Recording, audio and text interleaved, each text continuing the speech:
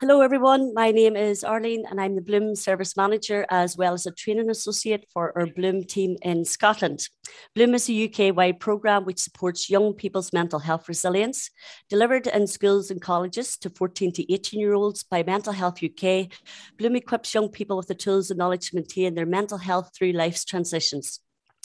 In this podcast, I'm joined by Sarah, Admissions and Records Manager for Medicine, and Wendy, Medicine Student Support Lead from the University of Aberdeen. We're taking a closer look at how teachers can support young people applying for medicine specifically. And we know that for some students, the application process and transition to university can be quite stressful. So before we proceed, I think this would be a great time for our listeners to hear a little bit about you, Sarah, and Wendy, and your roles. Sarah, would you like to go first? Yeah, absolutely. Thank you. So my name's Sarah. I'm the Admissions and Records Manager for the University of Aberdeen for medicine applications. So it's my job to help you with any inquiries that you might have, to assess the applications, to deal with the interviews, get them all organised, make offers, and then make sure you start university the following year when that time comes. Okay, excellent. Thanks, Sarah. And over to you, Wendy. Hi, thank you. Yes, my name's Wendy Lowe. I'm the lead for student support at the School of Medicine in the University of Aberdeen. And my role is to provide support for students throughout the years at medicine and for academic issues, for revision techniques and answering exam questions, and also any kind of emotional support that students might need in terms of anxiety about meeting the course requirements. I can also signpost to different student support services that are available in the University of Aberdeen and beyond. That's great. Thank you both so much. And it's great to get an insight into what you do at the university. And as we're going along today, I can't wait to draw on your expertise during our little chat today. So I think it's time to start with some questions now. Okay, so there will be teachers listening to this podcast today who are currently supporting applicants to finish off their applications for medicine. Are there any last minute tips they can share with their students, I guess from a practical perspective and also from a mental health perspective? So the time is getting really close to submitting an application. So if students haven't done that already, I guess now is the time to be just making sure that they're happy with their personal statement, that there's nothing they want to change, and to make sure that everything that is put in their UCAS application is accurate and they haven't missed any grades. I reckon it's just that final check-in, and if students are happy with it, there's nothing else that can be done to improve it, get it submitted, and then that's it, out of sight, out of mind for a little while, give yourself a little break. Well, I would also encourage people to access resources on the internet. I think there's plenty from the British Medical Association and Medical Schools Council, and there's also a medicine application service for students who come from a wide variety of backgrounds. And it's probably not a last minute tip, but I think it's always useful to know that there's supports out in the community for students applying. And I think as far as their mental health perspective goes, I would just really emphasise to make sure that students understand the demanding nature of the course and the career. That, you know, it's not just about getting the high grades, it's about performing at a very intense level throughout medicine, really. So that's what I would be doing, is making sure. And I think also reminding students that the interview process and the application process are generally run by, you know, helpful, kind people, so that they're not trying to be scary or mean, or and that they want to welcome you to medicine. So yeah. And that's a nice reminder. It's just good to say, Wendy, because it is about that. It's not that people are trying to catch other people out. Really, you have a criteria there in the list that has to be, you know, implemented really, and you're doing your best to support all applicants. Isn't that correct? Yeah, absolutely. Can I just add at that point that I speak on behalf of Aberdeen, but it's generally the case throughout the country that admission teams are generally quite big, but medicine admissions are managed generally separately by a small team. So we have 2 full-time members of staff and 2 part-time members of staff. So that's 3 staff essentially, and we get over 2,000 applications.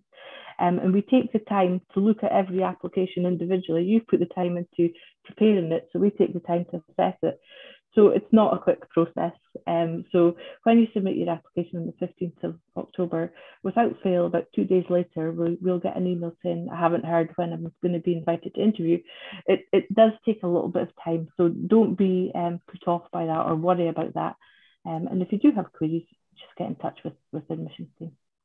Yeah, and I'm sure it's very reassuring for everybody to hear about how many staff and the level of care and attention to detail, obviously, that you guys have to go through in order to make sure that you are, treating each individually in that way. And obviously the effort that they're putting in is also being mirrored by the effort that you are putting in as well. Okay, thanks for that. So in April 2020, Young Scot, the Scottish Youth Parliament and YouthLink Scotland carried out the Lockdown Lowdown survey. Now, the survey revealed that 96% of young people were worried about the impact of coronavirus on their future.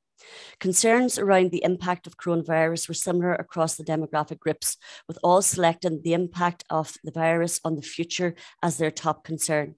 So for young people currently considering their future vocation, how can we respond to these worries and provide reassurance to young people who aspire to get into medicine? Okay, so I guess one of the biggest things about a career in medicine is getting work experience and to find out whether this is a career that's suited for you. And we absolutely appreciate that that's going to be really difficult for people right now, and as it has been for the past 2 years. The Medical Schools Council, which Wendy's already mentioned, have got a really, really good document on their website, which tells you different ways you can get experience. So it might not necessarily be going into a hospital, but what other things can you do to work with people who need care? So voluntary work's one thing that you can do, work in your community, but also other things you can do to get experience of medicine.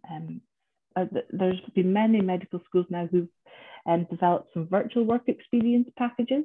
Again, you can get links to them on the Medical Schools website.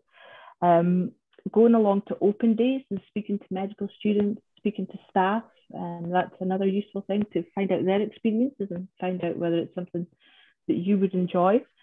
What else could you do? Open days. So now's the time that universities will be having open days. You maybe not so much now, but certainly in the summer they'll all start up again. Go along to them, speak to the staff, find out everything that you need to know. Don't be shy to ask questions. Would be my advice. But certainly lots you can do to prepare yourself. Teachers could actually acknowledge and validate the fact that young people do have a lot to worry about nowadays, that they're moving from their school days into young adulthood. And I think just that transition is a big one. And to do that in the middle of a pandemic, when we've also got all sorts of other worries about, the environment and the commercial world, that is a cause for anxiety, I think. And so what I would say is that from the pandemic, we are seeing students who've gone through that and a lot of isolation at home with an increase in anxiety and depression. So I think that it is a real factor that does need addressing. So I would acknowledge it first and also remind them of the strengths that they do have, that have got them this far. And I think that this kind of resilience and coping confidence and optimism for the future is very helpful in focusing on that, and whilst at the same time acknowledging that you've got these anxieties and worries. It's not to brush them under the carpet at all, but you have to kind of juggle these two mindsets, I suppose. That's what I would say. And that is really so useful for our young people to hear that as well. Wendy, out in our Bloom programme, we work specifically with young people in terms of their resilience as well, and also those tips and strategies in order to help them to manage stress and anxiety as well. And it's really useful to hear that in today's session. So just looking at your webpage as well in advance of us doing our podcast today. So you very helpfully outline your clear expectations of candidates. We've talked a little bit about it before, about candidates who apply for medicine. Now, if I quote, they will have previously completed research in what a career in medicine entails and will only be too aware of the core qualities of a doctor. Amongst their many experiences, is it beneficial for students to outline times when they have had to use and to develop their resilience? You've just mentioned that there, Wendy, and how important it is, because everybody does at that level of resilience, don't they? So is it beneficial then for students to outline times in their application when they've had to use and develop their resilience? Well, this may or may not have been an interview question that we have used or may use in the future. So yes, I think it's very, very important that you do that. I think thinking about it makes you aware of how resilient you actually are. So absolutely. Yeah, I think so. Definitely, you want to showcase all your strengths, as well as, you know, acknowledging that we all suffer from anxiety about specific situations, and we all feel low at times as well. I think that showing that you've got this kind of flexible mindset to be able to adapt to fast-moving situations is crucial in medicine and healthcare. The healthcare tends to work at different levels of overwhelm, you know, depending on where you are situated within that clinical speciality. And I think it now, even more than ever than when I started 30 odd years ago, it feels like you're laying the tracks as you're going along the railway, basically. So I think, yeah, would be a core skill. It's really nice to hear that. It's nicely summarised the way they said flexible mindset there, Wendy. I like that term very much so. Thanks. Okay, so just referring back a little bit to our actual Bloom programme that we have for young people that are aged 17 to 18, we deliver one of our workshops on juggling time, which focuses on strategies and tools that can be used to support each individual to develop skills of prioritisation, being able to focus attention, to name a few of those. So again, just noticing from what you have said on your webpage there, medicine is a career in which time management, team working and decision making are very important.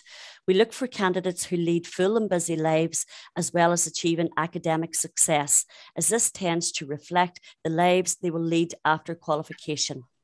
So very soon, some applicants, you know, once I know that the deadline is quite soon. So once will have heard back from the University of Aberdeen and they've been invited to an interview. The acceleration soon mixes with overwhelming nerves, putting a great deal of pressure on their current workload and themselves for the interview. What can teachers do to help young people feel prepared as best as they can? I think organisation is key. So you know that you've applied to medicine. You're very going to be hopeful that you're going to get an interview. So now is the time to start preparing for that. So hopefully teachers can find time to help prepare their students for interview. So although the questions don't have to be the same sort of questions you would be asked at a medicine interview, there are lots of resources out there online of the type of questions that will be asked. So putting yourself or putting your students into that situation nice and early on will help build confidence, find out areas that they need to work on, and hopefully prepare them well for interview. And also have a look around for workshops or events that students can go along to about preparing for MMIs. I know that we have a society, one of our medical student societies, offer workshops preparing for MMIs, which is free to everyone. So have a look for events like that as well. So all about being organised, prepare for your interview coming up, and don't worry too much. There's lots of information on the internet. And in particular, I'm thinking about the student room, which is a really popular resource that students use. However, it's helpful in some respects, but it's actually really unhelpful in the others. I think there's a lot of people in there who wind each other up with information that's not always true. So yes, absolutely use resources like that, but don't rely on them always being accurate. If you've got questions or you're worried about when you're going to hear for interview or anything, get in touch with universities directly. But organisation would be the key there, I think. Yeah, I think that was nicely summarised and a key point there, Sarah. And also like the way you've reminded everybody to just have a little bit of caution with the student room, especially if it's somebody that's more new to it, you know, that might have heard from other people. This is a great place to search in. And it's nice to hear that coming from yourselves, you know, just as a good, almost like, you know, protective factor there as well, just to go beyond that. So thanks very much for that, Sarah. And Wendy, any thoughts there in terms of what can be done? Yeah, I think that teachers can help students with preparing for their kind of metacognition skills, like how they think about how they're thinking in preparation for the interview. So to notice whether they're telling themselves, oh, I'm no good, I'm worthless, I can't do this, you know, that kind of treadmill of thought that people can get on, and switch that to visualizing success, or, you know, and imagine themselves when they've had a successful outcome for a previous endeavour, and then apply that to going to medicine. See themselves as being calm and confident, know that people there will want to support them and are there to get the best out of them. They're not there to be mean and horrible.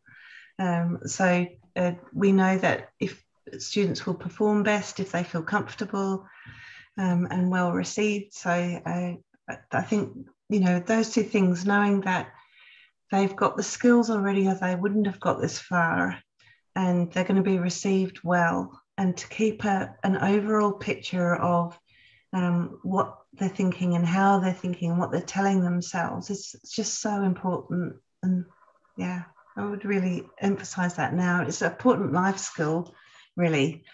Yeah, very much about turning down the inner critic and turning up the inner coach, really, and the inner chatter that we have. Yes, absolutely. Okay, Wendy, thank you for that. Okay, so I guess we have to address then the fact that sometimes, you know, we will have students who have worked really hard and they've put their all into their application, but not got in. It's a case of now what for those students, how can teachers navigate these tricky conversations with disappointed students and work out their next steps? Sarah, I'm sure you're probably pretty used to maybe taking questions in that particular component. Unfortunately. So just to put into perspective, really, last year we had about 2,300 applications and we had 210 places. So medicine is competitive, and we know that. And the spaces, they get assigned to medical schools by the Scottish Funding Council, so we've got no flexibility on that. So unfortunately, we do have to disappoint a lot of people that we know would be really great medical students. I think the key things, if it doesn't work out, is you can always try again, and we would encourage you to try again.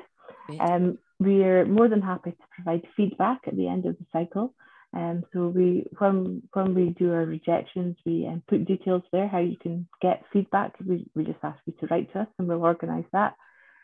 Find out the areas that you are weak in, and then take the year to either improve. So if it was your UCAT score that let you down, take the year to practice UCAT, get that skills up.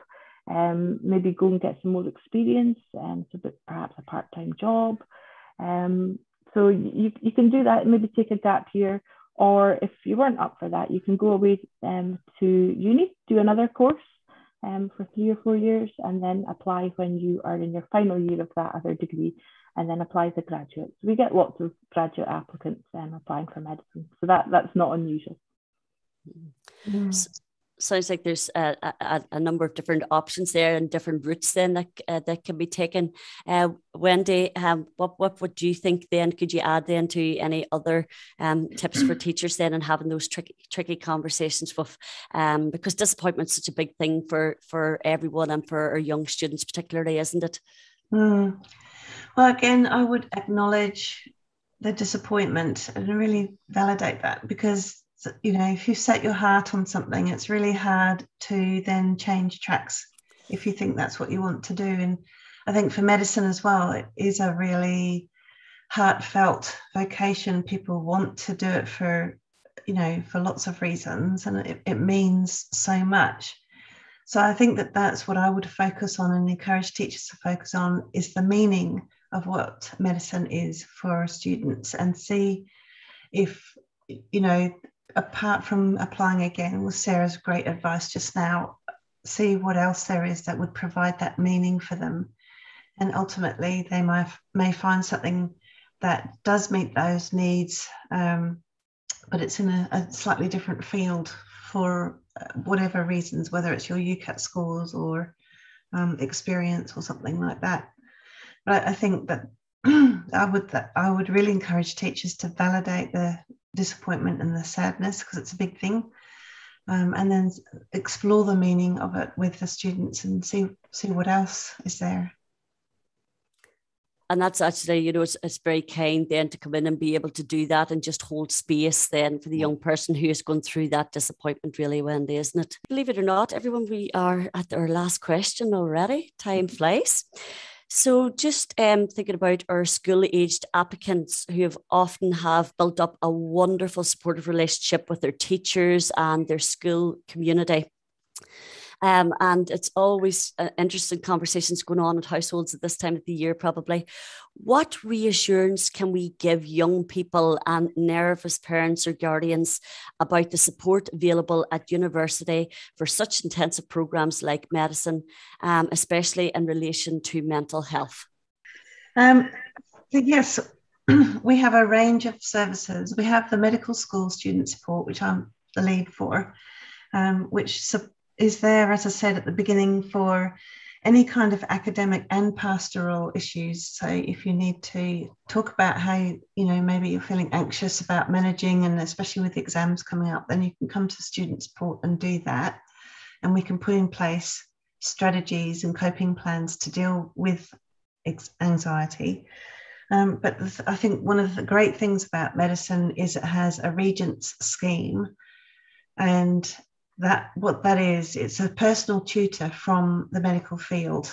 So the students are assigned one in their first year, and that person stays with them throughout their whole 5 years. And they've got the opportunity there to build up a long-term relationship with someone who's in the medical field and understands the sort of pressures and constraints that everyone's working under in the healthcare system. So I think that that's a super resource, and that can sort of take that place with the relationship with the teacher and that sort of educational community. And then, of course, you also have the University of Aberdeen resources, and there is a massive amount of student support, from immigration advice to accommodation to counselling to chaplaincy to accommodation support in the first year when you're in accommodation, because the university are aware, obviously, of the big change. It's a huge transition going generally from home to away from home, and then all the sorts of things that you have to do, cook and clean and mix with all these strange people and get through freshers' flu and all that kind of thing. And the University of Aberdeen provide an enormous amount of support, and they're really responsive. So if there's an issue, they respond straight away. And then on top of all of that, you have wonderful resources that is open to the general public and the community. So we will always signpost people to things like the British Medical Association have counselling available free to medical students as well as doctors, qualified doctors. So there's all sorts of tips and podcasts. There's the Sharp Scratch, which is medical student and qualified doctors' reflections on experiences that they've had. There's just a ton of resources, actually, and we can signpost to that. So I would rest reassured that there's plenty there to help people if they want to access it. I would also say, Wendy, that our students are really good at supporting each other as well.